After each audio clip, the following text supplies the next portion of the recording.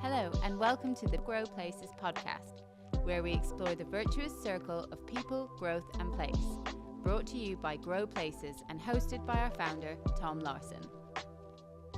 Rose, thanks very much for joining me today on the Grow Places podcast. It's great to see you and to be here on Union Street in Southwark.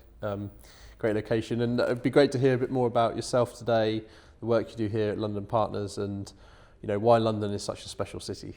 Oh, my best questions ever. Good morning. Thank you very much for having me. So yes, my name is Rose Wangen-Jones, and I am the Managing Director for Marketing, Destination and Commercial at London Partners.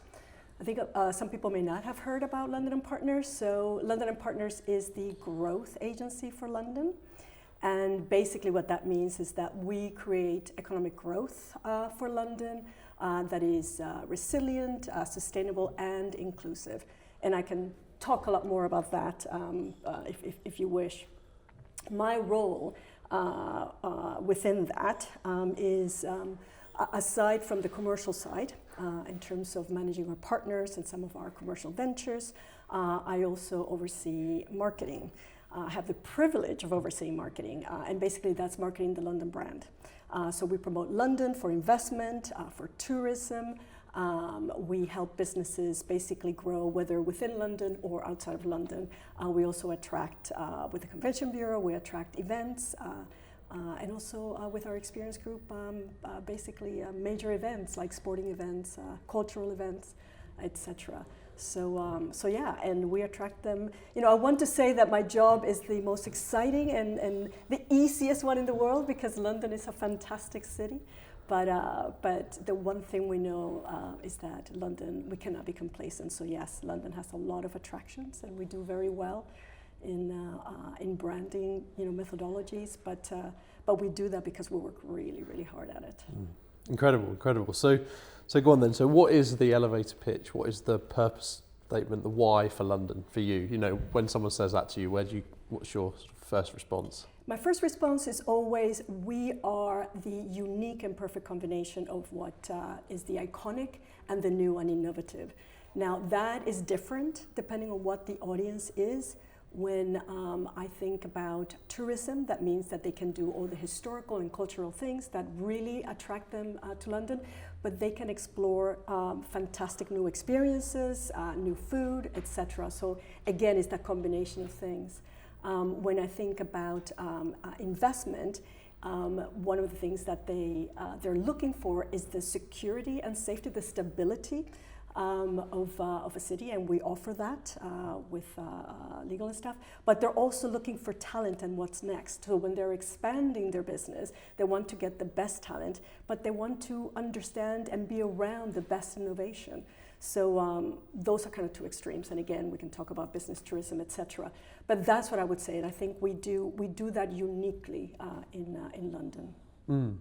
Yeah, fascinating, and I think I'm agreeing with everything you're saying and thinking it's good. brilliant. But also, London's globally at the moment, there's a lot going on, and London it has its place within that as Londoners. We feel that, but there's a perception thing with London as well at the moment, isn't there? So how do you see those discussions when you're talking inwardly about people looking at London rather than us looking at London from within?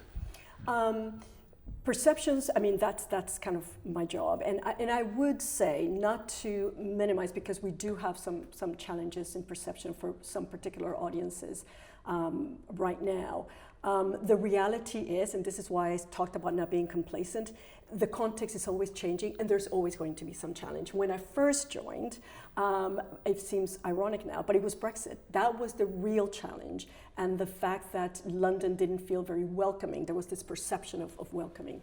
I would say that welcome perception remains with us, even if the context changes. So making sure that we're always presenting London as welcoming, whether for visitors, for events, for investment, is the number one priority for us.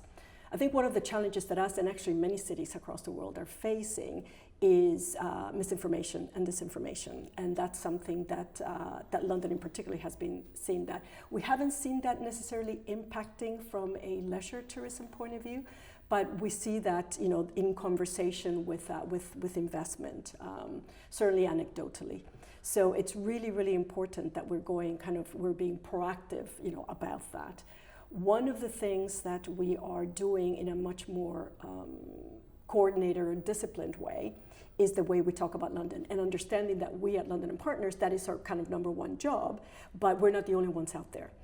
Anybody that has to talk about London as part of their pitch or their conversation, anybody that has to answer the question why London as part of the conversations they're having with their clients, arguably has a stake in London's brand. And we are now working much harder at two things. Convening everybody, making sure that people are working together in a more coordinated fashion so that, you know, everything goes that much further. And also providing the messaging. So a much more consistent messaging. Why is London great for this? Whether it's talent and universities or innovation, or whether it's culture, whether it's, we have the fans here. So there's a messaging thing that we want to make sure that everybody has it available so that we're all kind of singing the way we talk about it, is singing from the same hymn sheet. And that's what we call Team London. So it's everybody kind of working towards the same goal because everybody benefits. Yeah, fascinating. And then when you look, maybe if we stay with the big picture for the minute, and then I think we could dive down into some specific issues. But in terms of the big picture, like where can London learn from? You know, what cities around the world, what places, do you just kind of things come up where you're like, okay, we could really do better in that respect? We do a lot well, but we can always do better. I think we are very lucky that when you look across a lot of rankings, we are either the top city or top 3, and I would say that across many different rankings, depending, you know, that combine kind of livability and livability and things like that about investability about the city. I think we can learn both from big cities and from little cities. London is quite a complex city, and one of the things that we do, and one of the reasons we exist, is to help people navigate London. You know, like I said, whether for leisure or for investment when you're establishing your business. So for some of those, you know, we always look to our main competitors, which are the New Yorks and the Parises and the San Francisco. But there is so much to learn from cities in China. When you think about sustainability, we look at places like Iceland. We look at places like Valencia. Now, sometimes some people can say, oh, but they have it a lot easier because they're smaller. I think we can't think that way. There's always some nuggets to take from everyone. And it's about what they're doing on the ground.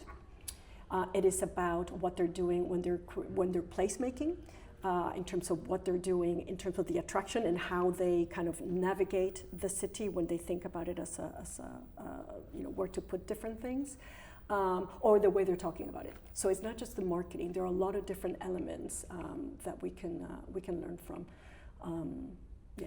Yeah, no, absolutely, and that's always changing as well, isn't it? You know, London is a world city and has been for, you know, a long time. Yeah, trading as a trading hub, a time zone. We've got all those really, really positive things. But then, you know, whether it's social issues or economic issues or technology, I know they're all kind of one and the same thing because it's about cities and people and how we live. But, you know, that's constantly shifting, isn't it? And so that kind of underlying resilience to a place, which ties directly to attractiveness, doesn't it? You know, it has to be resilient, as you say, to be attractive. If you look forward then, if you project forward, you know, the vision for London 5-10 into the future, how do you see that story playing out? Do you think it's kind of more of the same, or is there like other sort of things that you're looking to promote, or, you know, how do you see that? I would absolutely say it is never more of the same. The way we consistently talk about London is that it's always evolving. I mean, we have thousands of years behind us. I was in a meeting recently, and we talked about layering, how all of that kind of works together. The fact that, you know, kind of the old, you know, kind of supports the new. So no, it's never about standing still. In terms of moving forward, last year, the mayor and the London councils published the London Growth Plan. That will then chart the territory where we see growth coming to London in the next 10 years. And they identify 5 specific sectors for that, including university, experience economy, frontier innovation, and then financial services, etc. And that, if I think about the future, those are the 5 pillars that we're looking at. We at London and Partners don't necessarily lead in all of them. We lead in 2 out of the 5, but we support the other ones that we don't lead. The one thing, maybe this shows a little bit of my bias, I don't know, but the one thing that I do think it's really important that we were really delighted that was called out as part of the growth sectors is what's called the experience economy. And I do think that is where London can continue to excel, and that's a real focus for us. It's how do we develop the experiences so that people want to come not just to visit but to live, and it is that talent that then attracts the businesses, etc. It's kind of that virtuous cycle. So I think that we see experience economy, something that I must admit that I think pre-COVID, probably people took a little bit for granted. It's like, oh, people are going to come to London and people are this. And that is not the case. That is not the case. We have a lot of competition. And it's really, really important to have not just the infrastructure, but the experiences, the activity, whether it be food, whether it be culture, whether it be music, whether it's kind of the innovation and playing and experiencing what people do.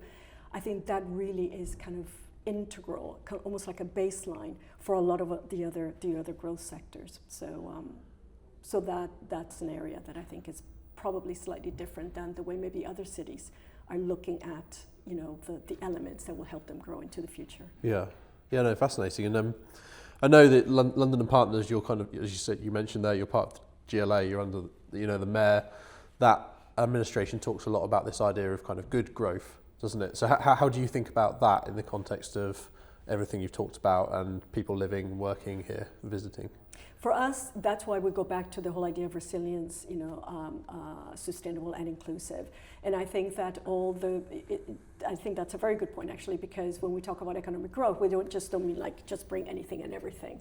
So I think there are 3 areas that I would say. Number 1, we focus on those growth areas as part of the growth plan. So it's not just, obviously we welcome anything beyond that, but in terms of, our resources, we focus on those because we do think that those are the ones that will provide the right kind of growth. So that's number 1. Number 2, it's also about green investment. So a lot of that, when we focus in those areas, is green investment within those areas to make that possible. There's a commitment for London to be green, and we do have challenges because the fantasticness about London, that it's an old city, is that the challenge is that it is an old city. So some things can be a bit difficult to upgrade, but that's very much front and center. The next thing I would say is on the inclusivity. And this is about we create that economic growth to benefit Londoners.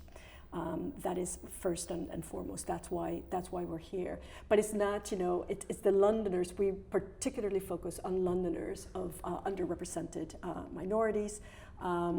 We work with companies when they look at their talent strategies to make sure that those job opportunities are expanded, that they're looking in areas that maybe they wouldn't have thought about, so that when they are from day one, they're looking at that kind of inclusive and diversity, which is such a key strength of London. So I would say those are kind of areas where we are looking at that.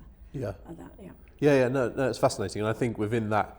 And that kind of overarching theme of inclusivity, you've got cost of living, haven't you, within that as well, which I think is obviously particularly, it's places become victims of their own success, don't they? Because major cities around the globe are all also the most expensive places, and that's partly because we can't build enough and we don't have enough opportunities, to provide for the positive side of the growth. And I think that's, to where we are, we've got growth in our name, grow places, and that for us means try and grow places that improve quality of life for all. And we try to do that through kind of long-term thoughtful regeneration and asset management, and trying to think really positively about the future. And if we didn't do that, we wouldn't be a developer. We have to do that to develop and to move things on. So we're very much pro-growth in that sense.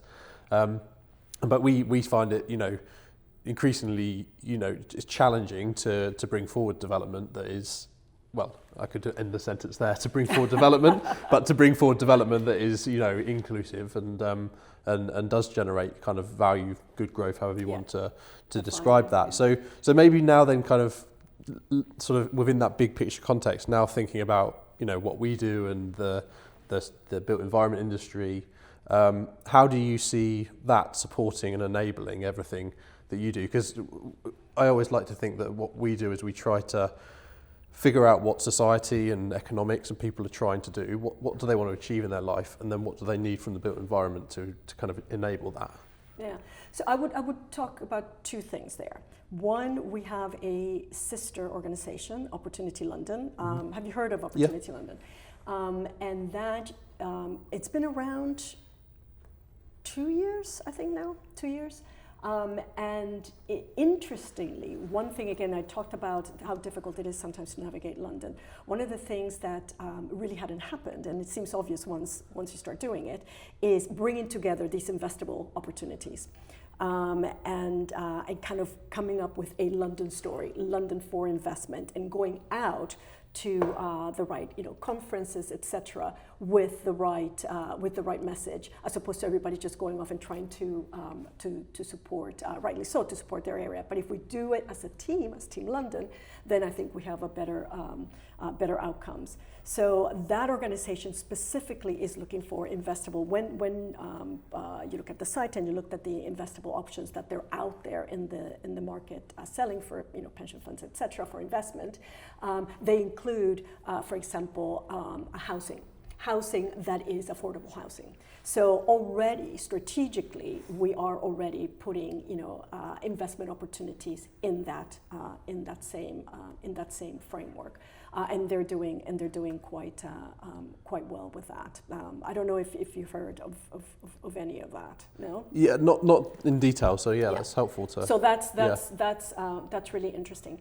From an LMP point of view, I'm going to call it placemaking. I don't know if you would call it. I know that it has different definitions, but for us, one of the things when we are looking at all these different growth sectors, let me take probably the easiest one is life sciences, for example. So we then look across, we are best creating clusters.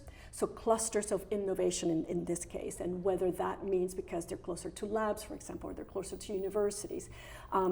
Again, so it's about driving the development and the investment to the right places for the right things, if that makes sense. So on the one hand, we're doing the big, long-term investment with Opportunity London.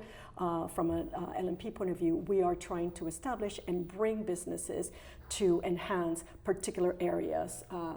In the experience economy, we're doing that as well. So when we think about if we need stadia or anything like that, we're looking at working with the different councils, with the boroughs to say, okay, if you're trying to attract investors, what investment do you need in hotels, etc. And then as they develop that, working with the communities to make sure that it is right for that community. We have a kind of a London brand and London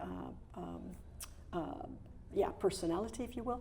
But each area will have its own personality that kind of wants to attract that as part of the community. So it's creating kind of those clusters, those ecosystems that I think then drives the right development. And then the support we give, as I said, for example, talent. Once they're there, working with communities, getting the right talent, just making sure that we're making everything work towards that good growth we're looking for. Yeah, fascinating. And you've kind of touched on it there, but it'd be good to explicitly cover it. Like, who are the partners then in the London and partners? Because you've talked about it there. You've obviously got businesses, you've got incoming visitors, tourists, you've got local communities. How do you think about the notion of partners within what you do?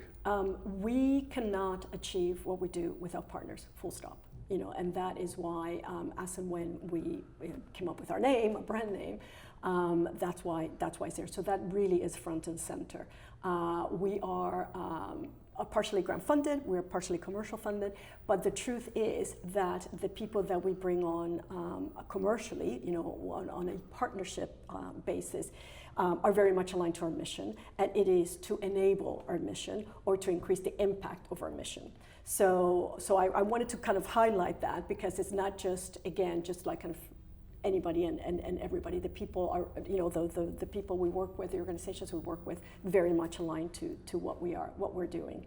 But we work with anybody that shares that mission. So it can be from hotels and airports, from a tourism point of view, from a business tourism point of view, Excel, and Olympia places like that. We work with developers. Lend-Lease, for example, is a big partner of ours. We work with financial institutions. Fidelity it is a big partner of the work we do. But we have over 400 partners at different, with different tiers and different levels of engagement. But I can tell you, without them, we would not be able to offer the business support that we need, and we would not be able to promote London and have that team London to spread the message. It just wouldn't be possible. Yeah, awesome. And how do you think about the work that you do, and London as obviously the capital city of the UK, the economic centre, but how do you think about the work that you do related with London and other cities, or UK as a whole? How do you have a view on that, and how do you think about that in terms of London's economic, social position? Yeah, no, that's a really good point, because we also work in partnership with other parts of the UK. In the London Growth Plan, working for the benefit of the rest of the UK is a specific, ambition for London. We work very well with all the other regions from a tourism point of view, for example. So we coordinate campaigns and work so that we make sure that we are collaborating and complementing each other. Huge surprise, nobody has buckets of money. So we all know that working together is the best way to kind of maximize the budgets that we all have.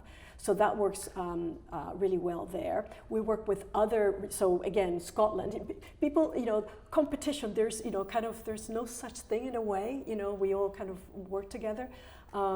Similarly, with the other regions of England, we work very closely with Manchester, West Midlands, Liverpool. So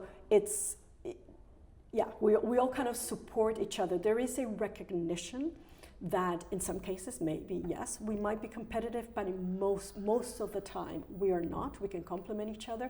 And I think it's really important to understand, when you see the data, if the incoming is the first place to think about or to come, whether for an event or for business or for tourism, is London, our job is to say, okay, how can we make that the next place goes beyond London?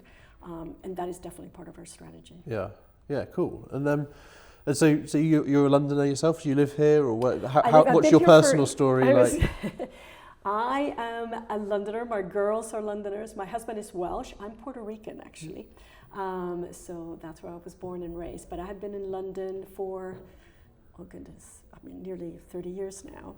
And I absolutely love it.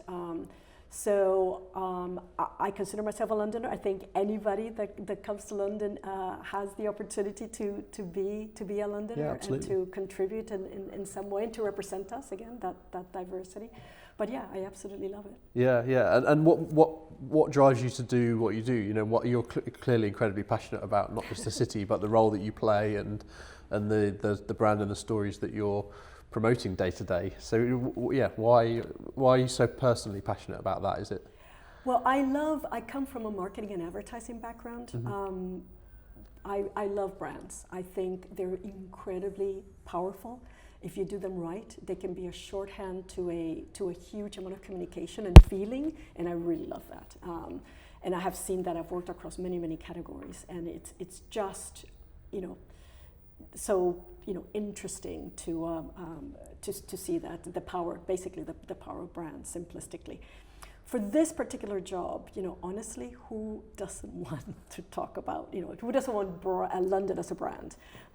So it was a little bit of a no-brainer for me when this opportunity, came up, that it would just be such a privilege to support London and to create that brand and to help others kind of talk about the brand in the way that we would like to make the best for the city. From my perspective, what has kept me here, because I've been at L&P for nearly 7 years, what has kept me here, aside from the challenge is always changing, is the impact that we make. I always feel that the work I've done is impactful, but in this case, we really are kind of creating growth for the city and for other Londoners, and that is quite rewarding. So I do find the job itself exciting and challenging, but quite rewarding. Yeah, amazing. And your girls and your husband and everyone, do they have the bug as well, the London bug? Are they so passionate about it? Absolutely. As you are? I mean, Gareth has been here for ages, and the girls are born and bred here, and and they are through and through Londoners. They go somewhere else, and they miss the city.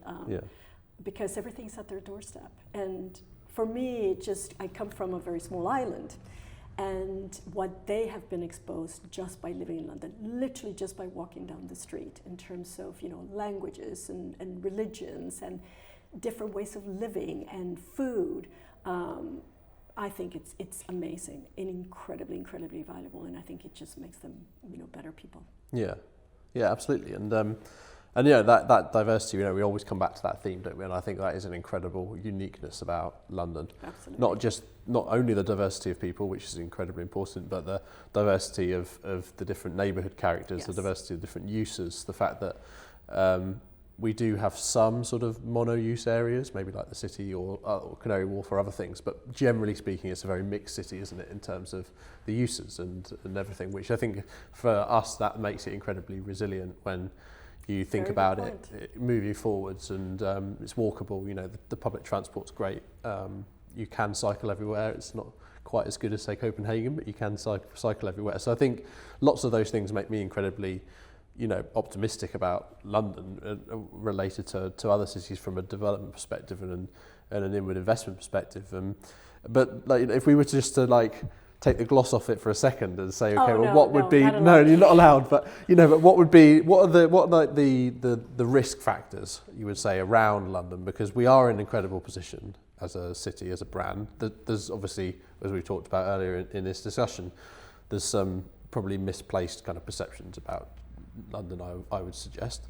But as you say, there is competition. These things aren't static. We have to continue to work at it, don't we, as a collective, to keep London working for the local people, but attractive for business and able to change and develop. How do you? What would you say? What are the things that kind of, I wouldn't say necessarily keep you up at night, but are sort of, you think, we really need to be mindful of those? Yeah. Well, some things do keep me up at night because. Yes, London is certainly not perfect and not without its challenges. I think the first thing that keeps me up at night, and I talked about it already, is complacency. There is, yes, the gloss, and I'm paid to tell you how fantastic London is, but London is fantastic. It's not just me saying it, literally rankings are, do show it as well. And that's great, and that's obviously long may continue. But the one thing is the perception that just happens by magic is just, it can be concerning. So whether people don't feel a shared responsibility, which I hope you feel in terms of creating the right London and talking about the benefits of London. So is that shared responsibility or the investment that requires I mean, obviously I'm biased, so I would say from a marketing point of view, it requires investment, but there's other things that need to happen on the ground as well. So not being complacent is a big risk that I would want to avoid. I think a risk that's new, and I don't know the answer, so I'll start with that, because a lot of our cities are grappling that, is what we talked about with disinformation and misinformation. I think we need to separate. I think we need to be factual. I think we need to be honest. There are some things, and we had a major spate of kind of petty crime on the streets that puts people off, and it just gives them a bad experience and feeling of the city. So we can't minimize that. But then when things are improving, or when things are exaggerated to the point of not being factual or not being true, that is a real challenge. So right now, that is a challenge, like I said, for us. We are working in different ways to kind of try to understand it and try to counter it. Part of it, but marketing can't do that by itself. But marketing does play a role, and that's one of the things that we're doing. But there are other things that are happening to understand and to counteract that. That's why I think from our perspective, this whole concept of Team London and having more people talk about the lived experience and the reality of it, just helps spread the message, so that we build the brand equity that we need to resist when it's being quote unquote attacked. So I would say those are two things. We have other challenges that we at LNP are not, don't necessarily can address. Let's put it that way. It's not for us to resolve. But infrastructure or transport. You talked about cost of living. We talked about housing, things like that. Without a doubt. But that's for others to kind of consider. For us, is to consider how we can make sure that we are presenting it in a factual and true way, and helping people navigate some of those challenges when they consider coming to London. Yeah, incredible. And I think maybe it's been a fascinating conversation to sort of end with something for people to go away and think about. If you probably are involved in some of the conversations about briefs for given visions for the city, whether it's for a neighbourhood or for a new use or for a new sports venue or something. If you were to be really, optimistic about a project brief or a project vision for a new piece of London or for a new project or something that we're missing, however you want to take that, is there anything that really comes to mind? You're like, God, it would be amazing if in 5-10 years London had or did this physically within the built environment. There are several there's several things that we could do. I do have a soft spot for experience economy, so I do think that more larger venues for either events or conferences would be nice to have. We already are seeing a lot of growth from an investment on the hotel and kind of experience point of view. That's again new experiences and that innovation. We had Ava Voyage that came a few years ago. That was fantastic. But more of that, from my perspective, is really important, because it attracts not just in the moment, but it provides a backdrop to what we do. And like I said, to me, that's kind of the baseline to attract. If we have a good experience, if people think of London as a great place to be and to do things, and it makes them feel good, I do think the other things will come. But I will admit I'm a little bit biased. But that would be the one thing. There are different areas that we're looking. We are talking about expanding the footprint of London. The West End is the jewel in the crown. It's fantastic, and it's a great economic driver for the city. Nothing against that, but we do know that there are other areas outside of that provide their own authentic experience, both for businesses and for visitors. And for me, expanding that footprint is it's going to be really, really important, so that people see more of London. Rose, thanks very much for your time today on the Grow Places podcast. It's been fascinating to hear your take on London, the passion that you bring to it, and it's a really great city, and feel very privileged to work here. I'm sure you do too. Thank you very much. And here I wanted to give you're now officially a Team London member. Oh, there you so go. There you go. You have jewellery to put on. But anyway, thank you very much. Thanks it's very been really much. fun. Thank you for listening to the Grow Places podcast. For more information, visit growplaces.com and follow us at We Grow Places across all social channels. See you next time.